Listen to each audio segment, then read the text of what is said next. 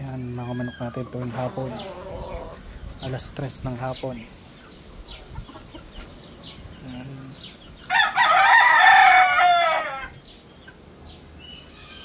Ito yung gal natin. Nainahin.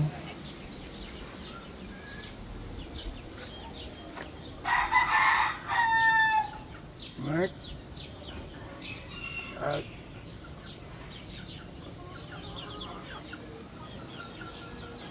Yun yung pasisiw natin, yung dalawa.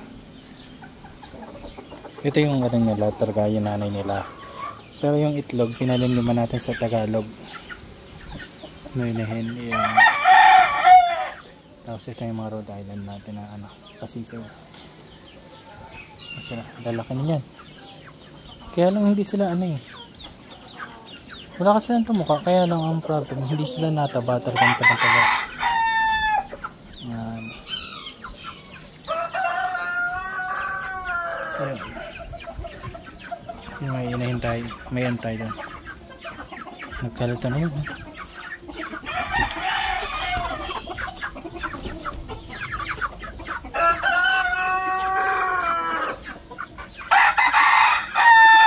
Yan, tingnan natin dito sa kabila. Yan.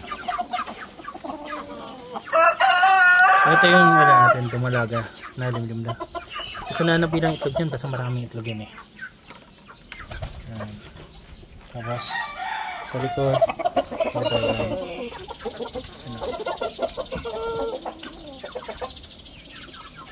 Dami na natin Rhode Island.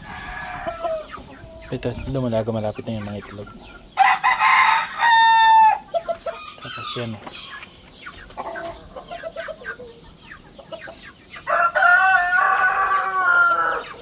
Ito, bigla silang laki. Nabawasan sila ng 2. Tira sa atin ay 7. Ano yan yung papisa natin siyam. Tapos ang napisa ay itlog niyan 12.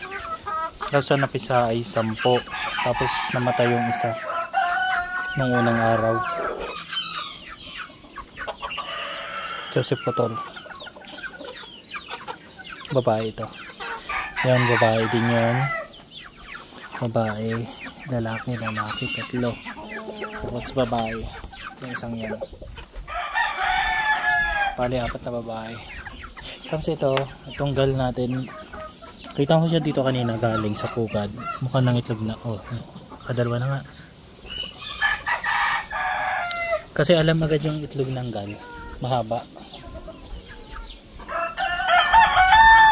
Ayan. Tapos ito yung sisiw ng claret natin.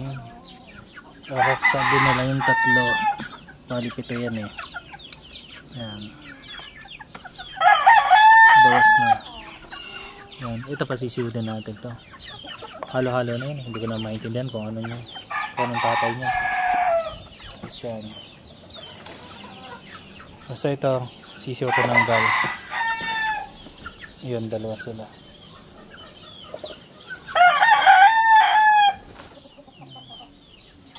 Tapos yung lovebird natin nasa kitchen.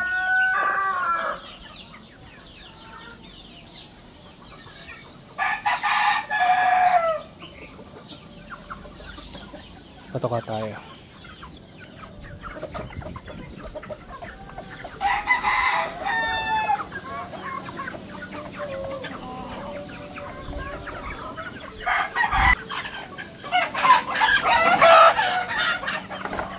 Huli.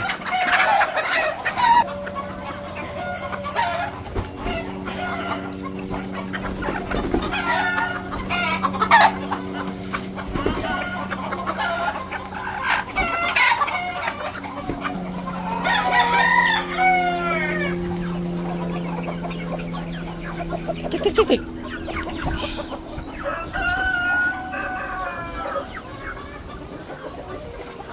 Iba talaga ang kahan ng lalaking Rhode Island.